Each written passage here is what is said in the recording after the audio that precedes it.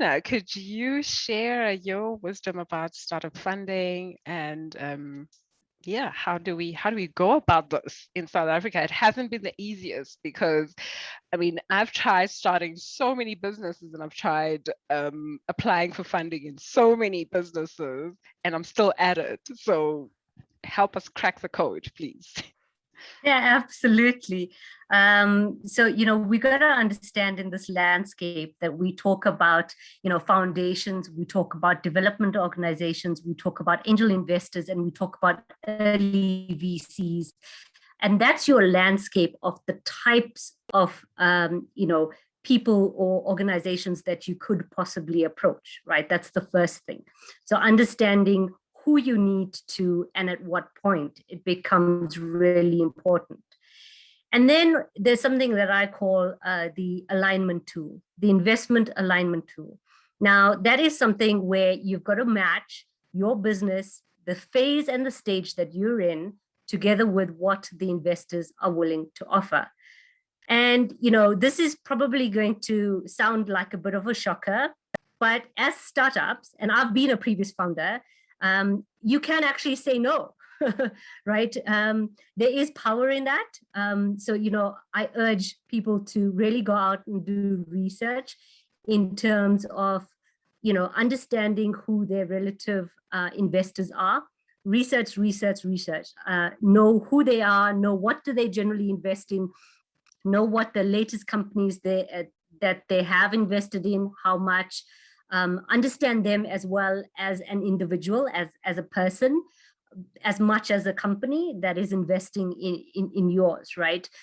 So understanding that personality match and their impact, because a lot of today is about how much of impact can you make and at which shortest period of time. So, having that in mind becomes really important. But also added to that, in terms of the investment alignment, one has to be able to understand your grant, one has to understand your debt, and one has got to understand equity. Those are the three things that, would be presented to you as types of capital, right? Those are the three large groups, and everything else kind of falls in between. So, yeah, I don't know if that quite cracks the code. But I do actually have a slide in terms of, at which point you can, present. So for example, if you're a pre-seed, right, what does that mean for you as a startup?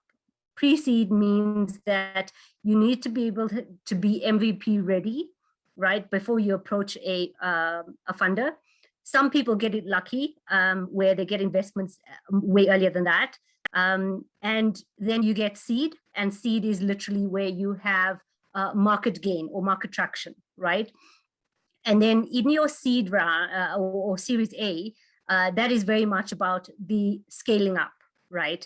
So yeah, understanding who you are as a founder, together with understanding that investor, and aligning the two worlds so that the visions of both are talking to each other, so that the type of funding that you require from each other is actually talking to each other, become absolutely crucial.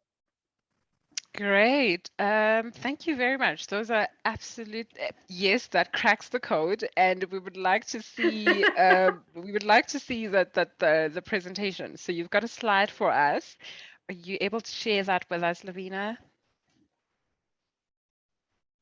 I'm going to try now quickly to do that, if you bear with me for a moment. Sure, thank you. Not to bore everybody with it, but there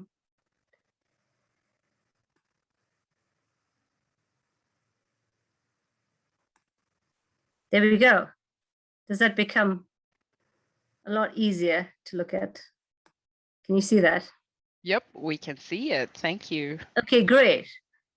So this is sort of the general kind of mark in terms of, the different phases in terms of early development or early capital, and where you should be, together with what you should be asking for. Because that's the next, huge question that everybody says is, how much should I be asking for, right?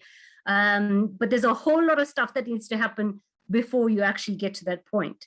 The funding sources that you need to seek from. So who do you actually go to and at which stage becomes equally important. And this is part of the alignment, but it's not the full alignment that I talk about. So I'll hand back over.